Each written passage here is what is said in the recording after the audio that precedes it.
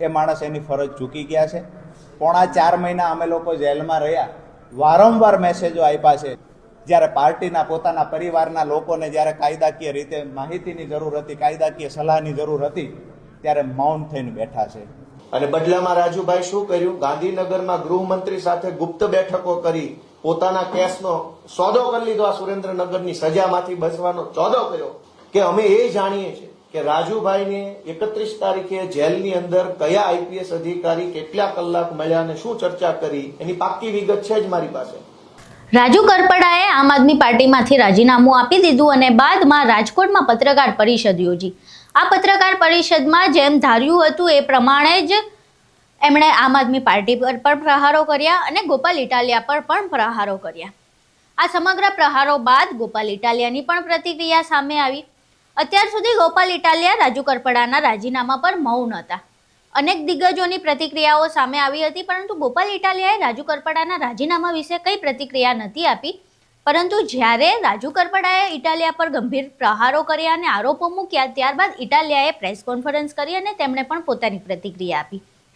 આ ખૂબ જ સામાન્ય છે કે જ્યારે કોઈ નેતા પાર્ટી છોડે ત્યારે પાર્ટીની અમુક સારી નરસી વાતો છેલ્લે કહેતા જાય છે, પરંતુ ગોપાલ ઇટાલિયાએ તો રાજુ કરપડા પર ખૂબ જ ગંભીર આરોપ લગાવ્યા છે અને એવું કહ્યું છે કે તમે ગાંધીનગરમાં શું ડીલ કરીને આવ્યા છે એ બધી અમને ખબર છે। ત્યારે પ્રશ્ન થાય છે કે રાજુ કરપડા ગાંધીનગરમાં કોને મળ્યા હતા?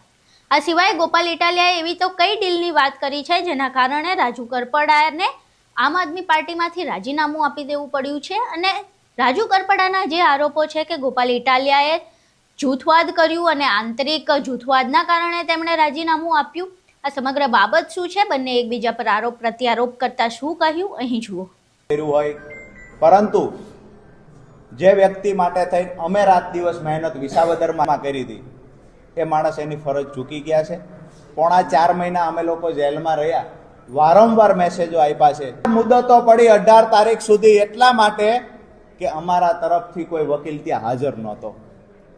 વિષય એ છે કે કાયદાની વાતો કરી, કાયદા કથાઓની વાતો કરી અને લોકોને સલાહ આપનાર વ્યક્તિ જ્યારે પાર્ટીના પોતાના પરિવારના લોકોને જ્યારે કાયદાકીય રીતે માહિતીની જરૂર હતી, કાયદાકીય સલાહની જરૂર હતી, ત્યારે મૌન થઈને બેઠા છે।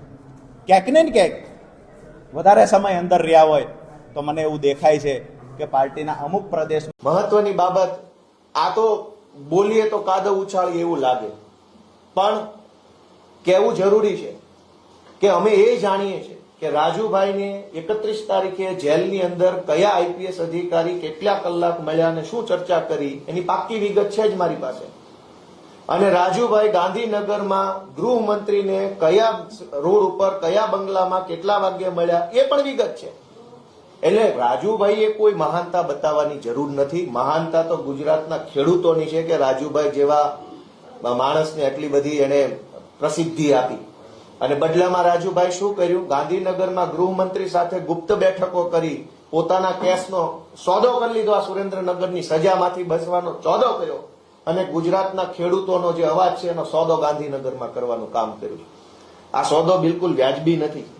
રાજુભાઈનું એવું કહેવાનું છે કે પાર્ટીએ અમે જેલમાં ગયા છે, જૂઠું બોલતા શીખવું પડે, જૂઠું બોલે તો જ ત્યાં મોટા હોદ્દા મળે, એ સમજી ગયા છે। કેમ કે ગુપ્ત મીટિંગ ગાંધીનગરમાં હર્ષ સંઘવી અને રાજુ કરપડાની થઈ છે અને એની હજડબમ માહિતી છે મારી પાસે। અમારે બોલવું નથી।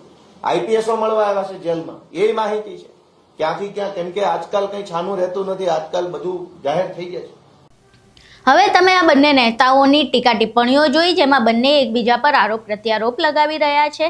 રાજકારણમાં આ ખૂબ જ સામાન્ય કહેવામાં આવે છે, પરંતુ હવે આ બંને આરોપ પ્રત્યારોપના કારણે ગુજરાતનું રાજકારણ ગરમાયું છે।